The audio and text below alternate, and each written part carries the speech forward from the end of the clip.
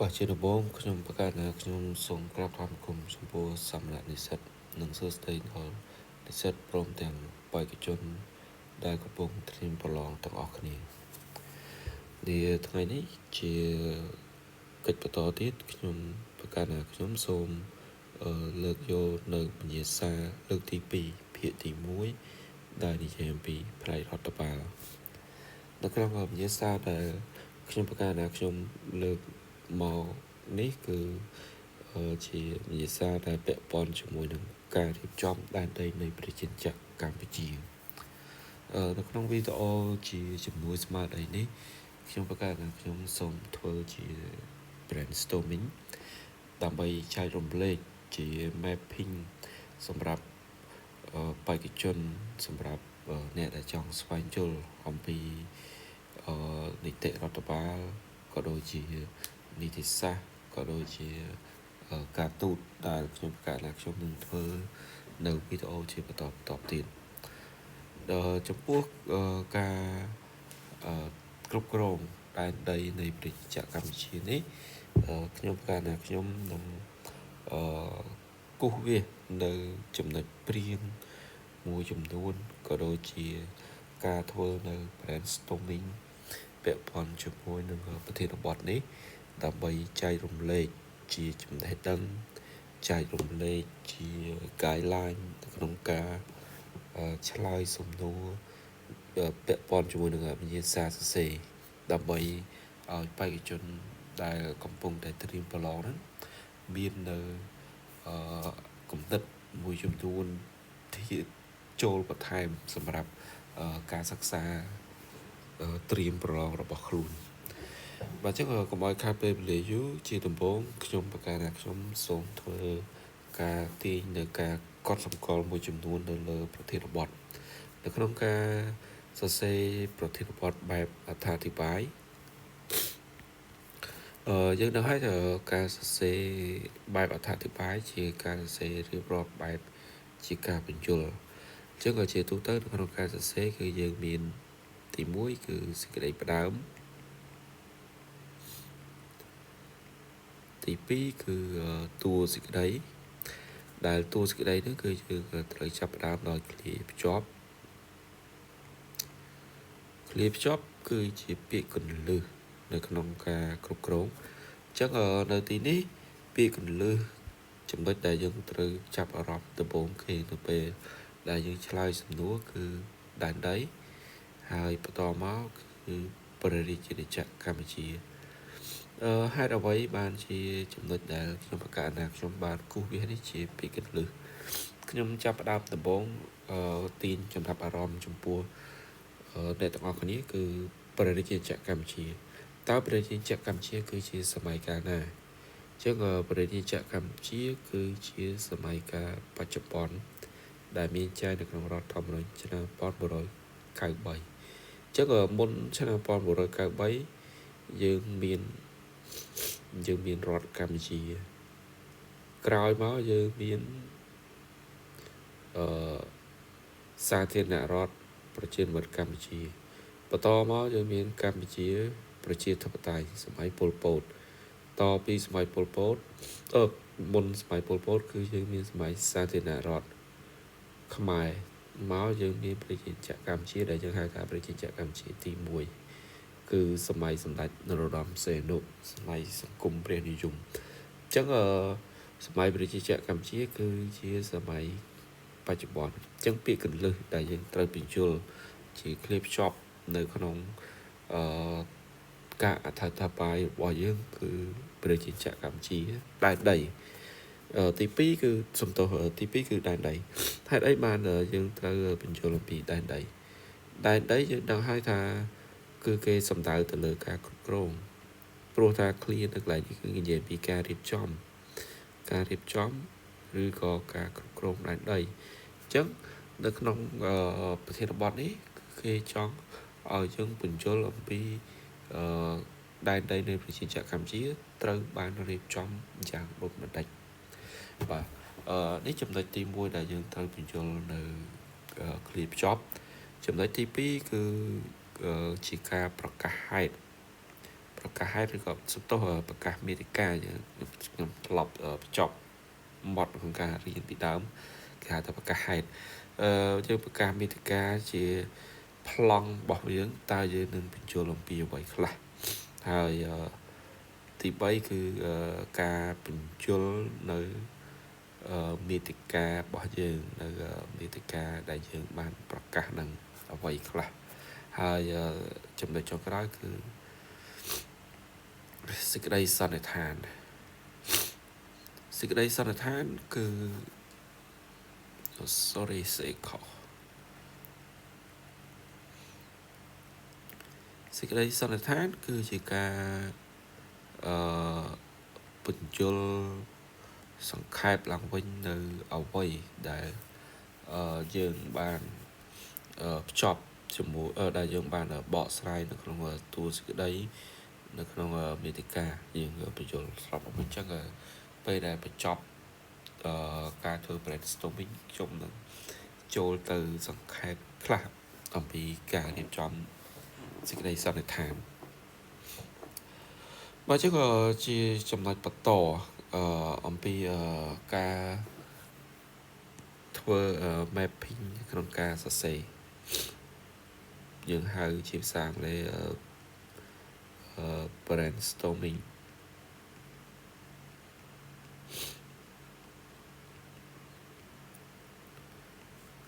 អញ្ចឹង brainstorming នៅទីនេះយើង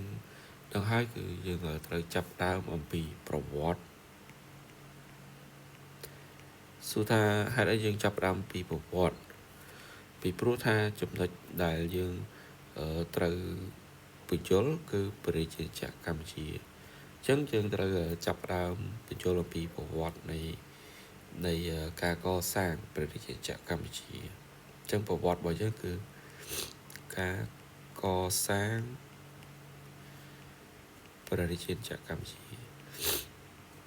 ការកសាងប្រជាជាតិកម្ពុជាយើងត្រូវបញ្យល់នៅក្នុងសេចក្តីផ្ដើម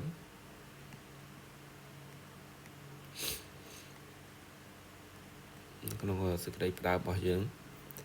ហើយបន្តមកយើងបញ្យល់អំពីរដ្ឋធម្មនុញ្ញ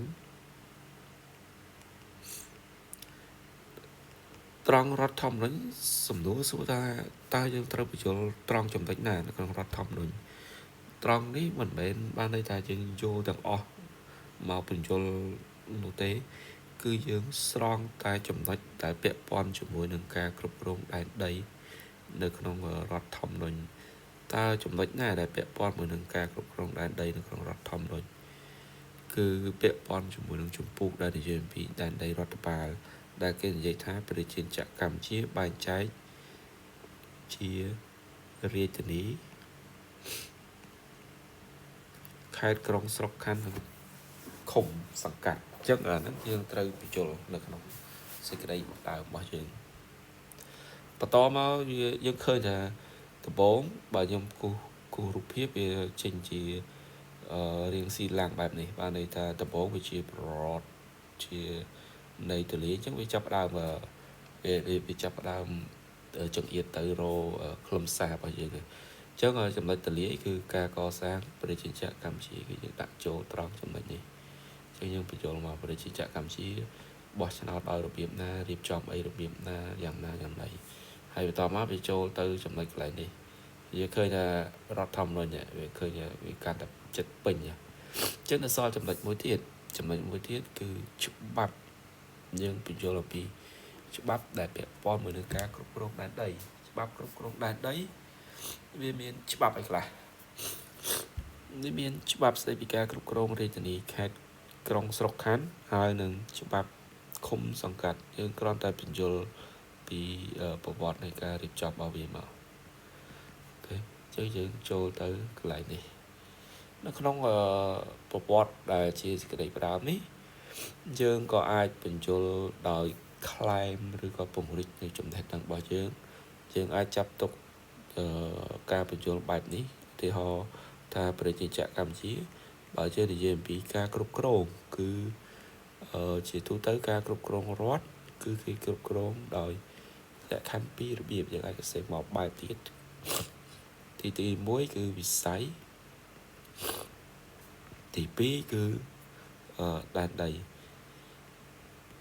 បាទ អញ្ចឹង នេះ គឺជា របៀប ទី 1 អានេះ គឺជា របៀប ទី 2 នៅ ក្នុង ការ សរសេរ របស់ យើង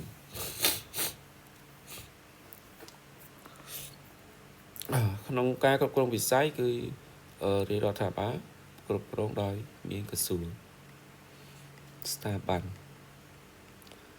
ញ្ចឹង ក្រោម ពី ក្រសួង ស្ថាប័ន គឺ បែងចែក ក្រសួង ទៅ ជា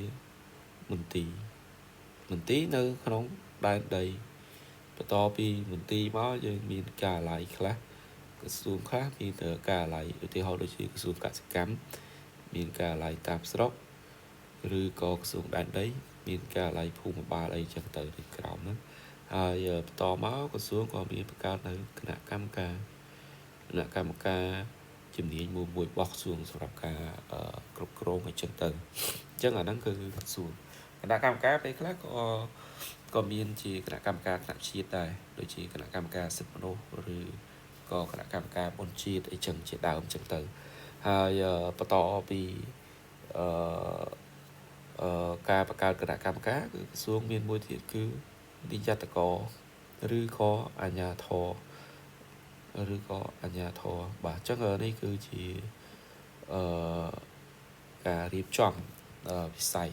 ចំពោះ ដែនដី យើង បែងចែក ចេញ ជា រាជធានី ខេត្ត នៅ ក្រោម រាជធានី គឺ មាន ខណ្ឌ ហើយ សង្កាត់ ដល់ ពេល នៅ ក្នុង ខេត្ត គឺ មាន 2 គឺ មាន ក្រុង ហើយ និង ស្រុក បន្ត មក ក្នុង ក្រុង គឺ មាន សង្កាត់ ចំណែក ឯ នៅ ក្នុង ស្រុក គឺ មាន 2 ដែរ គឺ សង្កាត់ តែ សង្កាត់ នៅ ក្នុង ស្រុក ឥឡូវ គឺ អត់ មាន ទេ យើង គ្រាន់តែ មាន នៅ ក្នុង ច្បាប់ ស្តីពី ការ គ្រប់គ្រង រដ្ឋបាល រាជធានី ខេត្ត ក្រុង អញ្ចឹង នេះ គឺជា brainstorm ទី 2 ដែល យើង ចាប់ផ្ដើម នៅ ក្នុង ការ សរសេរ សេចក្តី ផ្ដើម របស់ យើង ចំពោះ ចំណុច បន្ត ទៀត អំពី ការ សរសេរ តួ សេចក្តី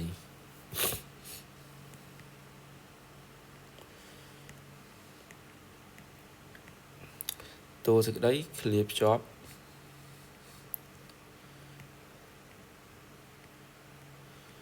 ឃ្លា ភ្ជាប់ យើង ត្រូវ បញ្យល់ នៅ ព្រះរាជាណាចក្រ កម្ពុជា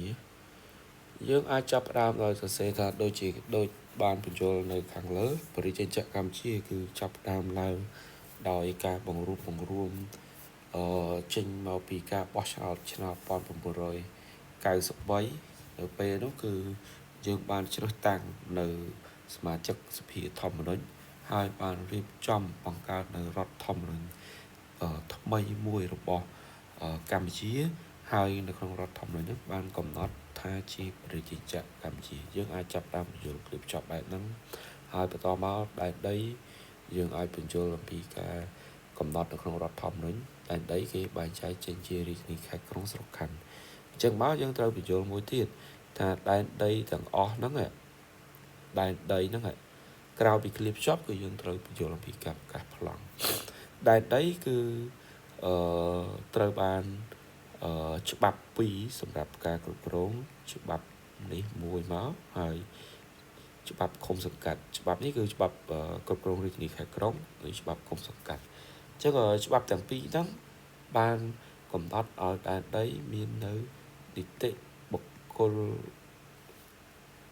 គតិយុត្ត ឬ ក៏ យើង ហៅ ថា នីតិ បុគ្គល សាធារណៈ ហើយ ការ កំណត់ នៅ នីតិ បុគ្គល សាធារណៈ ហ្នឹង នាំ ឲ្យ ដែនដី ថ្នាក់ រាជធានី ខេត្ត ក្រុង ស្រុក ខណ្ឌ គឺ មាន នៅ តួអង្គ 2 គឺ ទី 1 គឺ ក្រុមប្រឹក្សា ទី 2 គឺ គណៈ អភិបាល ហើយ បន្ត មក ទៀត ឃុំ សង្កាត់ ឃុំ សង្កាត់ គឺ មាន នៅ ក្រុមប្រឹក្សា មសង្កាត់ហើយនឹងមេឃុំឬក៏ចៅសង្កាត់បាទចឹងត្រង់កន្លែងនេះយើងឃើញថាយើងចាប់ផ្ដើមបញ្យលជាទូទៅហើយបន្តមកយើងបញ្យលដល់យើងប្រកាសប្លង់ការប្រកាសប្លង់គឺទី1គឺយើងបញ្យលការជ្រើសរើសការរៀបចំក្រុមប្រឹក្សាឃុំសង្កាត់អញ្ចឹងប្លង់ទី1យើងការរៀបចំឬក៏ការជ្រើសរើសក្រុមប្រឹក្សាឃុំសង្កាត់អញ្ចឹងយើងបញ្យល់មកឃុំសង្កាត់មានស្អីខ្លះទីមកទូនាទីរបស់ក្រុមប្រឹក្សាសុំទោសក្រុមប្រឹក្សានេះក្រុមប្រឹក្សារាជធានីខេត្តក្រុងទូនាទីរបស់ក្រុមប្រឹក្សាហ្នឹងអូខេអញ្ចឹងយើងបានពីហ្នឹងហើយតបមកយើងចូលដល់គណៈអភិបាលយើងអាចប្រកាសប្លង់មកកខទូនាទីរបស់ក្រុមប្រឹក្សាទី2សិទ្ធិអំណាចរបស់ក្រុមប្រឹក្សាអញ្ចឹងទៅអូខេអញ្ចឹងយើងបានខឬក៏កនិយាយអំពីការគ្រប់គ្រងក្រុមប្រឹក្សានៅក្នុងសមាជិកដែនដីរបស់ខ្លួនអញ្ចឹងទៅតមកចំណុចទី2យើងបញ្យល់អំពីគណៈអភិបាលរាជធានីខេត្តក្រុងស្រុកខណ្ឌមកជ្រើសតាំងដោយរបៀបណាប៉ុណ្ណាហើយមានទូនាទីអ្វីខ្លះអញ្ចឹងយើងលីសវាទៅជាកខដូចគ្នាទៅគោដូចគ្នាទៅចប់ពីអាហ្នឹងចូលដល់ឃុំសង្កាត់ប៉ុន្តែយើងត្រូវបញ្យល់មួយទៀតនៅត្រង់កន្លែងនេះខ្ញុំភ្លេចបញ្យល់ពីមុនដែរការគ្រប់គ្រងនីតិបុគ្គលហ្នឹងគឺវាមានពីរដែរវាមានវិមជ្ឈការហើយនឹងវិសហមជ្ឈការអញ្ចឹងបញ្យល់បញ្ចូលនៅក្នុងការប្រកាសហេតុនេះមកតោះមកឃុំសង្កាត់យើងបញ្យល់ពីក្រុមប្រឹក្សាឃុំបោះឆ្នោតនៅពេលណាហើយមេឃុំហ្នឹងរើសតាំងដោយរបៀបណាអញ្ចឹងទាំងអស់នេះជាធានបទជាការបកស្រាយទៅលើធានបទរបស់យើងហើយចូលដល់សេចក្តីសន្និដ្ឋានជារួមមកគឺយើងបញ្យល់ប្រាប់ថានេះនៅក្នុងការគ្រប់គ្រងដែនដីរបស់យើងឃើញថារាជរដ្ឋាភិបាលបានរៀបចំនៅការគ្រប់គ្រងតាមបែបវិមជ្ឈការពីសហមជ្ឈការហើយនៅក្នុងការគ្រប់គ្រងទាំងពីរនេះយើងមានតួអង្គថ្នាក់រាជធានីខេត្តក្រុងស្រុកខណ្ឌដែលជាតួអង្គមួយប្រតិបត្តិនៅអំណាចវិមជ្ឈការផងវិសហមជ្ឈការផងហើយនឹងតួអង្គមួយទៀតដែលជាតួអង្គអនុវត្តនៅអំណាចវិមជ្ឈការ